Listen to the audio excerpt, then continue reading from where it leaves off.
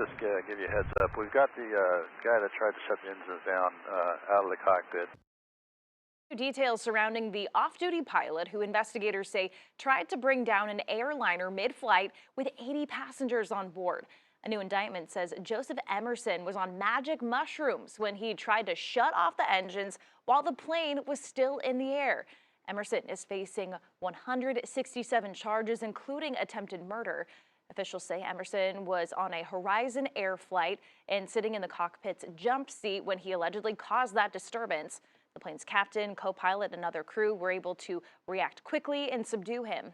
Emerson, a licensed FAA pilot and father of two, was quoted saying, "I'm not okay," just before trying to shut those engines off. His actions now coming as a shock to the people who knew him. And we still can't believe it. We're still shocked. Doesn't sound like Joe at all. I don't know what happened to him mentally that he would do something like that. He's always been very positive. He's very friendly. So joining us now to talk about this pretty wild case is our Chief Transportation Correspondent, May-Kay Beeler. So May-Kay, how did this guy even end up in the cockpit? Well, Captain Emerson was authorized to be there. He's qualified. He's a certified company pilot.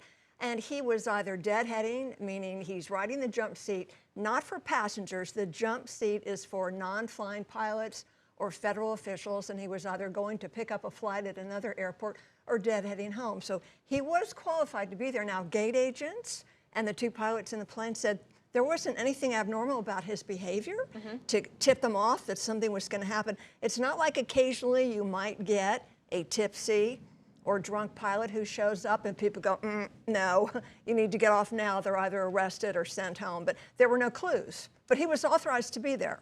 Right, and that happens all the time, probably on most flights that people take. But pilots, of course, do have to undergo some medical exams, right? What does that entail? Yeah, so it depends on the age of the pilot. It depends on what medical class they're in. So this captain was 44 years old, so he would have to have a medical from an aviation medical examiner every 6 months. He has to fill out an application and self-report or disclose if he had any medical issues, if he had seen any other doctors, what medications he's on. The exam he has with the aviation medical examiner is kind of typical: blood pressure, vision tests, hearing, EKGs, just the basic stuff. But it is the patient or the pilot's responsibility to disclose any issues. Are you on medication? Are you depressed? Have you seen any other doctors? And not disclosing this properly is a crime. Well, and we should note that magic mushrooms are legal for use in not a lot of states, but at least one or two or a handful. But is there a reason why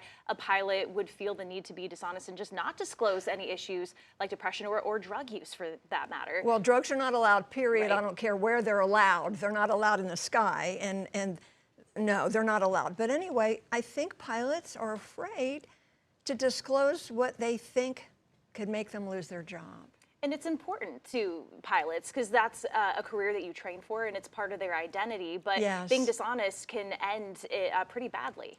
It's probably over for this gentleman. We wish him well career-wise, but we'll see. That's for officials to decide. A lot of investigation underway now, but truly a shocking situation. You rarely see this. Yeah. You know, unruly passengers, yes, an unruly pilot, no. Right, and of course, people still have a lot of questions, so thanks for giving us a little bit of insight on that, May-Kay.